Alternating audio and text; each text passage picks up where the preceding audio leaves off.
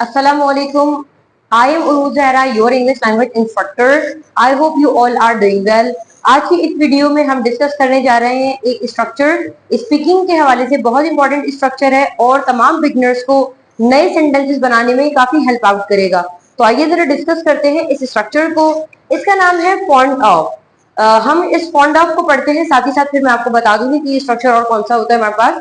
Fond of means when you are interested to do some task, जब आप किसी काम को करने के बहुत ज्यादा शौकीन हैं, देन आपने क्या बताना है, फॉन्ड ऑफ। यानी अगर आपको किसी काम को करने का बहुत ज्यादा क्रेज है, आप किसी काम को करना चाहते हैं, बार बार करना चाहते हैं, या किसी काम को करने की तरफ आपका ज्यादा रुझान है, तो आप क्या कहेंगे, फॉन्ड ऑफ। अगर हम इसके फॉर्मूला की बात करें तो सबसे पहले आपने सब्जेक्ट लगाना है, then is am are, then fond of, then verb fourth form and object. अगर हम इसका नेगेटिव बनाएंगे तो सब्जेक्ट के बाद is am are, then not, then fond of, then verb fourth form and object. इस चीज का ख्याल रखना है कि वर्ब की फोर्थ फॉर्म यहाँ पर इस्तेमाल होगी, क्योंकि वर्ब की फोर्थ फॉर्म यहाँ पर बहुत ज्यादा इंपॉर्टेंट है।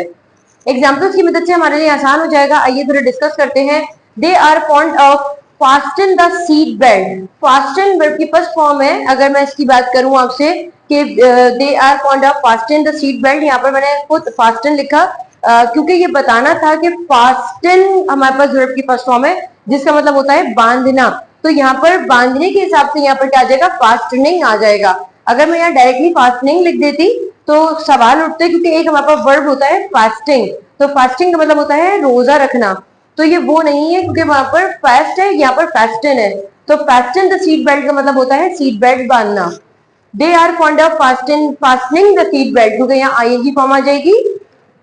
अगर हम इसी का नेगेटिव बनाएंगे तो क्या आ जाएगा, they are not fond of fastening the seat belt. कि अगर हम यहाँ पर बात करें कि वो लोग सीट बेल्ट बांधने के शौकीन नहीं है, तो आइए जरा हम इसको चेंज ही कर देते हैं। They are fond of fastening the seat belt. अगर हम इसी का नेगेटिव बनाएंगे, they are not fond of fastening the seat belt.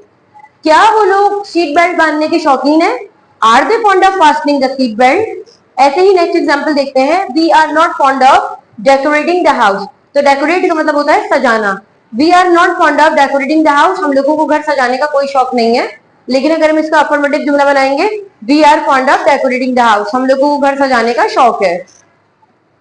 M I fond of working with honesty.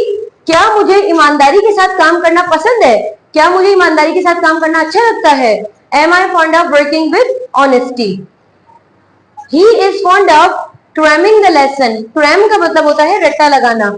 He is fond of cramming the lesson. उस लड़के को बहुत ज्यादा शौक है रट्टा लगाने का, सबक वगैरह को रट्टा लगाने को क्या कहते हैं, cramming. He is fond of cramming the lesson.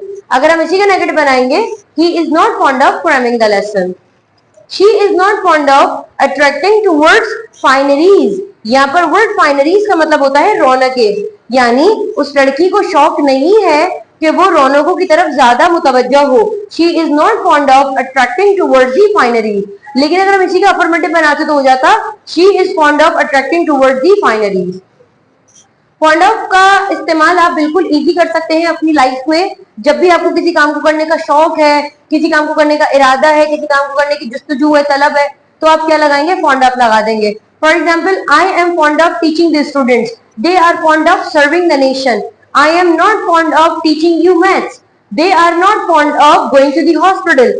हम कुछ भी लगा देंगे, देन आपने फॉन्ड ऑफ का इस्तेमाल करना है। फॉन्ड ऑफ बता देता है कि आपको किसी काम को करने का कितना ज्यादा शौक है। With the help of this action vocabulary, it will really easy for you to make new sentences। तो अगर हम बात करें, डाका डालने को कहते हैं रॉब, यानी डाका डालने को रॉब कहते हैं। एंड स्टील मीन्स चुराना, किसी की कोई चीज चुरा कर कहीं ले जाना, that's called steel. Revive, revive का मतलब होता है होश में आना।